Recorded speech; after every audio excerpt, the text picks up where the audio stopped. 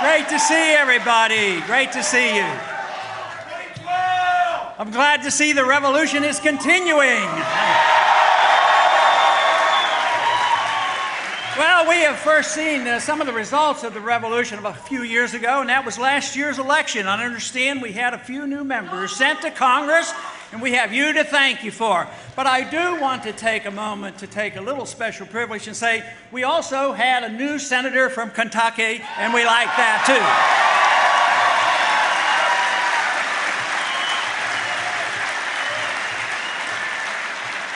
So there's a lot of exciting things going on. There is truly a revolution going on in this country, and we've been dealing with this and encouraging it because I do believe that we live in a time where we do need a change in attitude, a change in ideas. We don't need to just change the political parties. We need to change our philosophy about what this country is all about.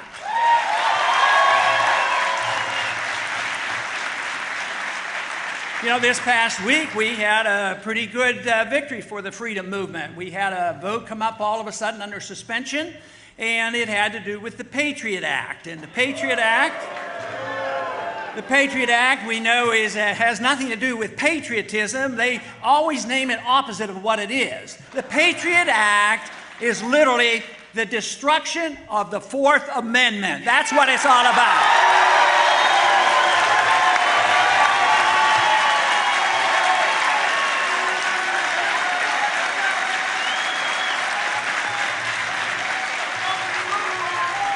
Now, the one thing in Washington they haven't quite understood is what's happening in grassroots America, because they assumed that everybody loved the Patriot Act. We'll bring it up under suspension and pass it automatically. Well, we didn't get a majority vote, but they didn't pass it automatically with a 2/3 vote, sending a message that this country is waking up and we want to protect our civil liberties as well as our economic liberties.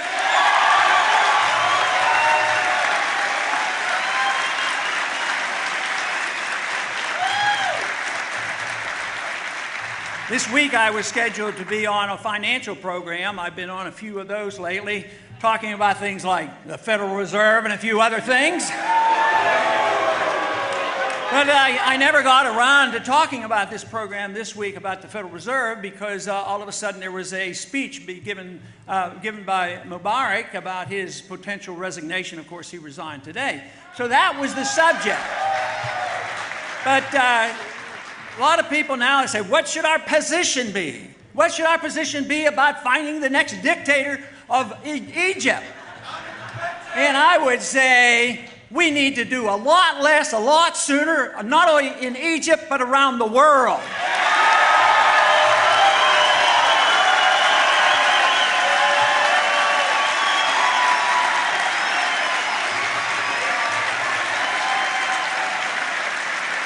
You know, some people want to argue with us about that and say we have a moral responsibility to spread our goodness around the world, and it's our obligation to do this. But let me tell you, fiscal conservatives should look at this carefully. How much did we invest in that dictator over the past 30 years? $70 billion we invested in Egypt. And guess what? The government is crumbling and the people are upset, not only with their government, but they're upset with us for propping up that puppet dictator for all those years.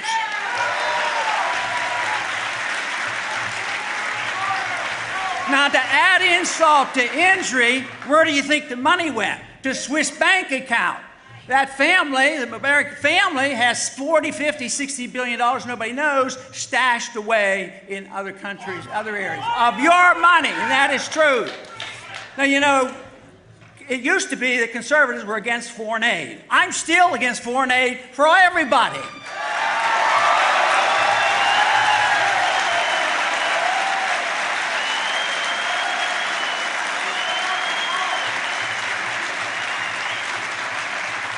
Now, I have a saying that I've used to describe foreign aid. Foreign aid is taking money from the poor people of a rich country and giving it to the rich people of a poor country.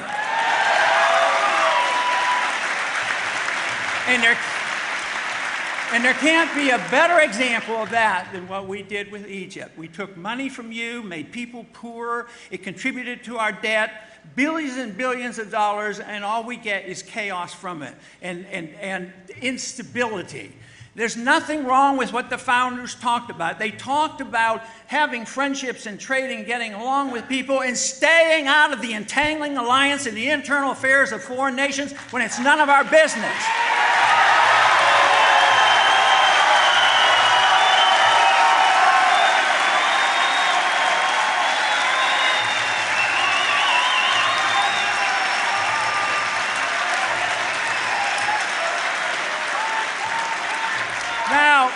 We've been doing it for a long time, and you get periods of relative stability. There was relative stability when we were propping up the Shah, but it ended up with bad results. We ended up with the Ayatollah, and now we have a problem on our hands. But all of the Middle East is unstable because of this. Now it's Tunisia, next it's Egypt, and it's going to keep going because all the problems are there because the people don't like us propping up their dictators no more than we would like it if a foreign country came in here and propped up a dictator in our country.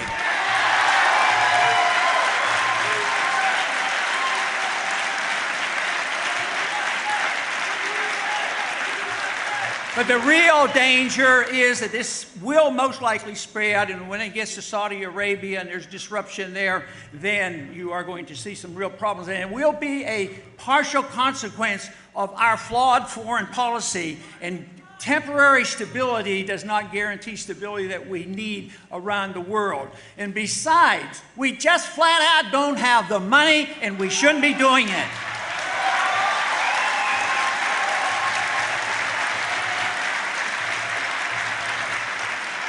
Just remember, the Soviet system did not collapse because we had to fight them.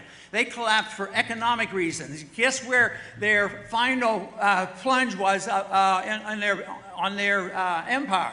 Afghanistan. So it makes no sense for us to think that we can keep troops in 135 countries, 900 bases, and think we can do it forever. So no matter how badly you want us to do that, it's time to reassess that foreign policy. It's time for us to bring troops home. We've had troops in Japan since World War II and in Germany. Why are we paying for their defense?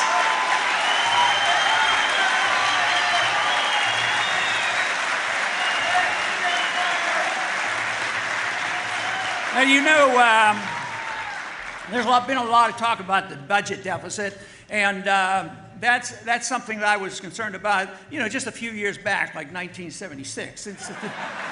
And that's why I haven't voted for any appropriation bills during that period of time either. But people are starting to recognize it's bad. You know, we have to do something about it. We have to have a balanced budget amendment, all these things. But, you know, unfortunately, even in spite of the improvement in the Congress right now, we don't have the votes, which is tragic. It's going to continue. And we're going to continue to bail out. We're going to continue to spend the money. Nobody wants to cut. I'm sure that half the people in this room won't cut one penny out of the military. And the military is not equated to defense. Defense spending is one thing. Military spending is what Eisenhower called the military-industrial complex, and we have to go after that.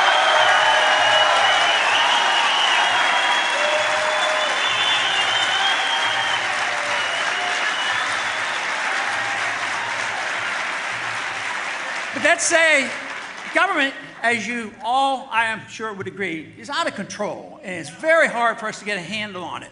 So let's say we even theoretically, and a miracle happened, and we balance the budget where we are today. It would be still a disaster because we're spending too much money, but it wouldn't change a whole lot. When a crisis comes, guess what happens? Guess who does the bailing out?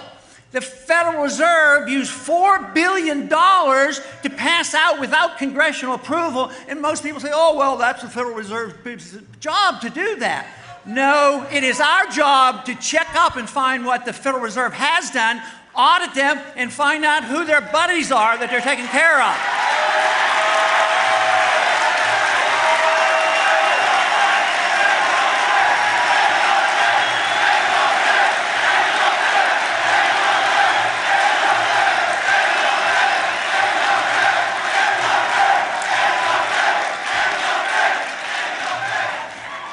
Federal Reserve creates money out of thin air. They can loan to banks, central banks of the world, to other governments and international financial institutions, and we're not even allowed to know. They resent the fact that when I ask these questions that they don't have to give us information. That's why the bill to audit the Fed is the first step to ending the Federal Reserve.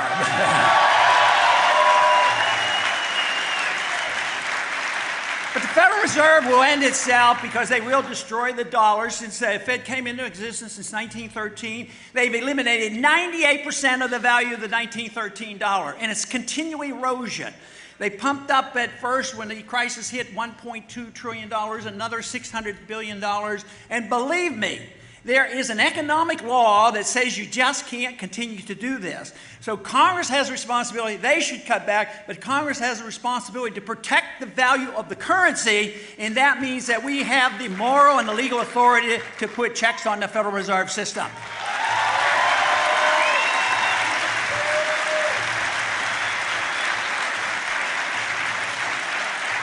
You know, there's been a lot of talk about bipartisanship after the election. We need bipartisanship. And, you know, in some ways that might be true, but I'll tell you what I think about it. I think and I believe that we've had way too much bipartisanship for about 60 years.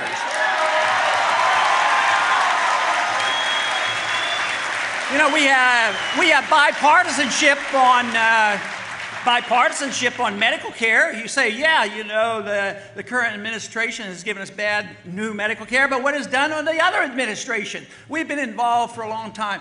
It's the bipartisanship of the welfare system, the warfare system, the monetary system, the challenge to our civil liberties. It all goes through with support from both parties. So there's way too much bipartisanship. This should be a challenge of the issue of philosophy, good philosophy versus bad philosophy.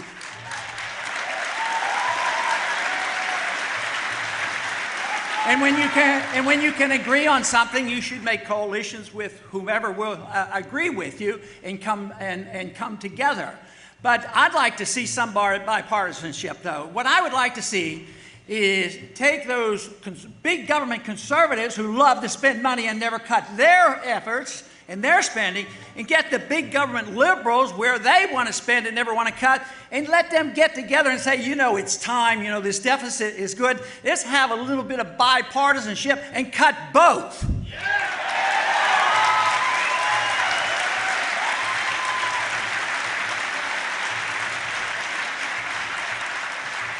There's been talk lately about American exceptionalism. Man, we like to talk about that. I think we certainly live in an exceptional country. We have been blessed. It's been the greatest country, most freedom, most prosperity. My concern is I'm afraid we're losing it. I'm afraid we've given up on our devotion to liberty. That's where our problem is.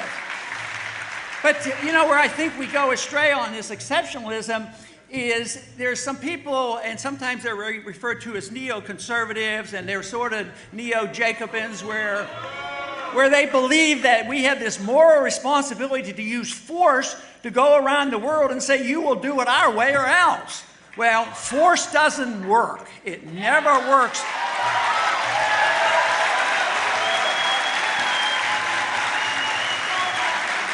The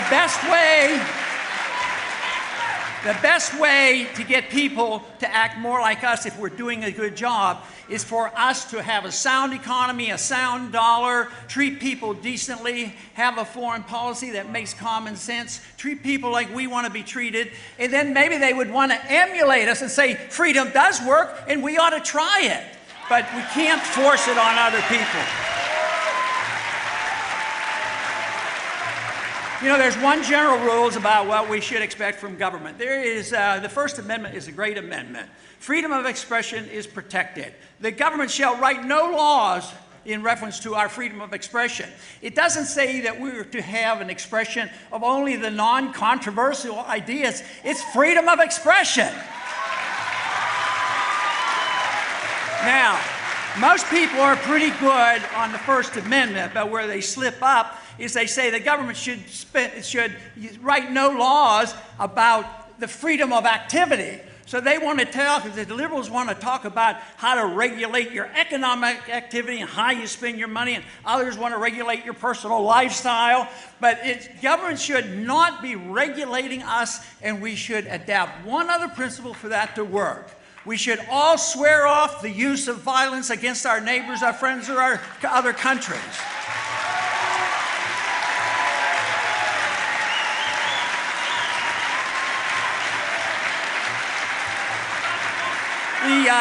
The purpose of all political activity, from my viewpoint, is to promote liberty. Liberty is the most important element. Liberty comes from our Creator. It doesn't come from our government. If we have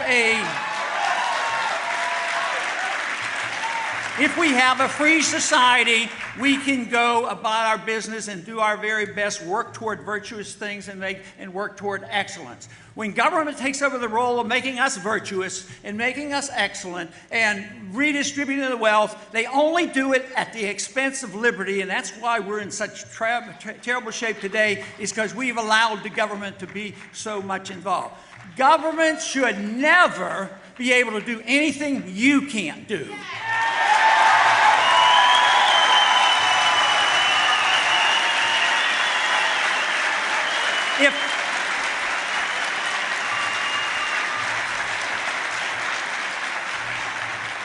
If you can't steal from your neighbor, you can't send the government to your neighbor to steal for you. There should be no redistribution of wealth.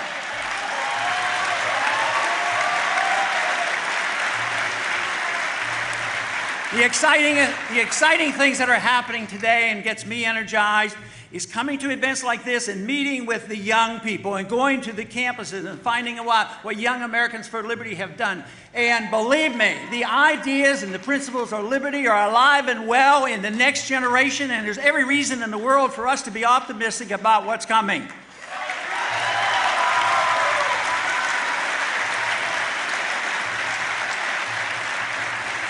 I would like to make one suggestion before I close, that just to think about, because it's not a perfect solution, but especially the young people. What if I had the authority to do it, what if I could offer you and say, look, we're not doing such a good job in government these days. We make promises and we don't know about the future. But would you consider opting out of the whole system under one condition? You pay 10% of your income, but you take care of yourself. Don't ask the government for anything.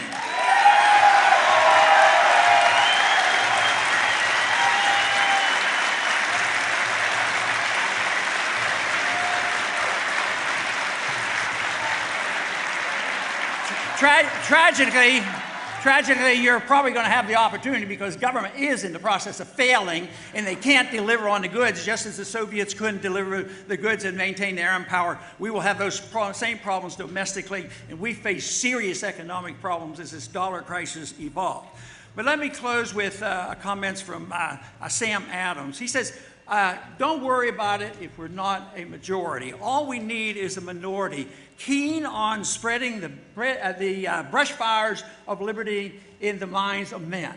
That is what we need to do. And believe me, the brush fires are burning. They will not be able to squelch the brush fire. They're burning and they're spreading, and people are getting excited because they're starting to separate it out, what true liberty is all about, what market liberty, personal liberty is, and what it means in foreign policy, what it means in our traditions, the American tradition, what it means because the Constitution confirms and confers with what I'm saying. There is no authority in the Constitution to have a Federal Reserve system, no authority for the welfare state, and no authority for the police state. It's not there.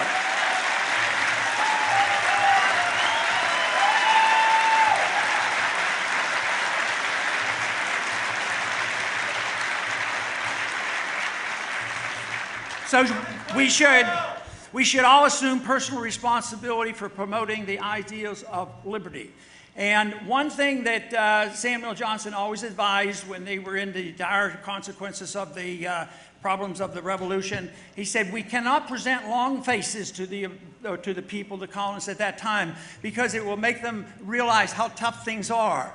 So We should not have long faces. We do not know exactly what tomorrow will bring, but I do know that the effort is worthwhile, and I do know that you can have a lot of fun defending liberty, and believe me, if you understand liberty and realize it's the only humanitarian system that existed ever on mankind, I tell you what, if you learn about it, study it, promote free market economics, and fight for this, I can guarantee you, you will sleep better at night, you will enjoy your life, and you will feel like you're doing something worthwhile.